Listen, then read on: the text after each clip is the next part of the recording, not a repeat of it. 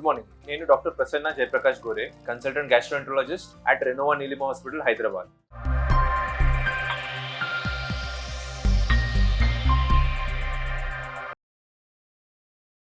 So ఇవాళ మనం ఒక టాపిక్ గురించి మాట్లాడుకుందాం. అది చాలా కామన్ టాపిక్. చాలా మంది అంటారు నాకు గ్యాస్ అయిపోయింది, యాసిడిటీ ప్రాబ్లం ఉంది, పొట్టలో మంట ఉంటుంది. సో అది ఏంటంటే మెడికల్ టర్మ్ లో దానికి గ్యాస్ట్రైటిస్ అంటారు. గ్యాస్ట్రైటిస్ అంటే nothing but swelling of the stomach. So symptoms ఏమేమి ఉంటాయి గ్యాస్ట్రైటిస్ది?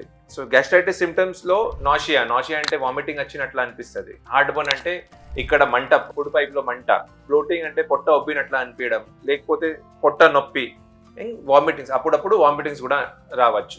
సో దీనివల్ల గ్యాస్ట్రైటిస్ అవుతుంది. గ్యాస్ట్రైటిస్ కామన్ కాజెస్ అంటే ఇన్ఫెక్షన్, పొట్టలో హెచ్ పైలోరీ అని ఒక ఆర్గానిజం ఇన్ఫెక్షన్ అయితే గ్యాస్ట్రైటిస్ కావచ్చు. స్ట్రెస్ వల్ల, ఎక్కువ work stress and over night sleep deprivation, ఇవన్నీ దానివల్ల యాసిడిటీ ఎక్కువ అవుతుంది. Smoking, alcohol and pain killers, ఎక్కువ పెయిన్ కిల్లర్స్ వాడుకుంటే కూడా, ఎక్కువ మసాలా ఫుడ్, ఇంకా బయట ఫుడ్, అన్హైజీనిక్ ఫుడ్ కూడా తింటే యాసిడిటీ పెరిగిపోతుంది. సో ఈ యాసిడిటీ వల్ల కాంప్లికేషన్స్ అంటే పొట్టలో అల్సర్స్, చిన్న పేగులో అల్సర్స్ కావచ్చు.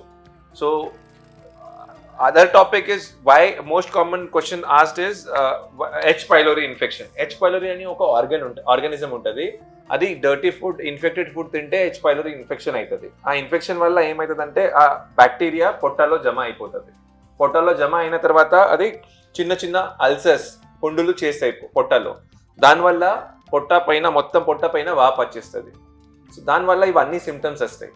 సో దీనికి డిటెక్ట్ చేయడానికి ఎండోస్కోపీ అని ఒక చిన్న టెస్ట్ ఉంటుంది. దాంట్లో ఒక సన్న పైప్ నోట్లోకి వెళ్ళి ఫుడ్ పైప్, పొట్ట అండ్ చిన్న పేగు చూస్తాం. దాంట్లో ఒక చిన్న ముక్క తీసి టెస్టింగ్ కోసం పంపిస్తాం. దానికి RUT అంటాం, ర్యాపిడ్ యూరియస్ టెస్ట్. ఆ RUT టెస్టింగ్లో పాజిటివ్ వస్తే హెచ్ పైలోరీ ఇన్ఫెక్షన్ పాజిటివ్ అనిపిస్తుంది. సో దానికి ట్రీట్మెంట్, ఒక యాంటీబయాటిక్ కోర్స్ ఉంటుంది. సో దానికి ట్రీట్మెంట్ ఇంకా టెస్టింగ్ కోసం ఎండోస్కోపీ అవసరం ఉంటుంది. సో ఎప్పుడైనా మీకు ఏమైనా సిమ్టమ్స్ ఇట్లా అనిపిస్తే మీరు నియర్ బై గ్యాస్ట్రోఎంట్రాలజిస్ట్కి కన్సల్ట్ చేసుకోవచ్చు. Thank you.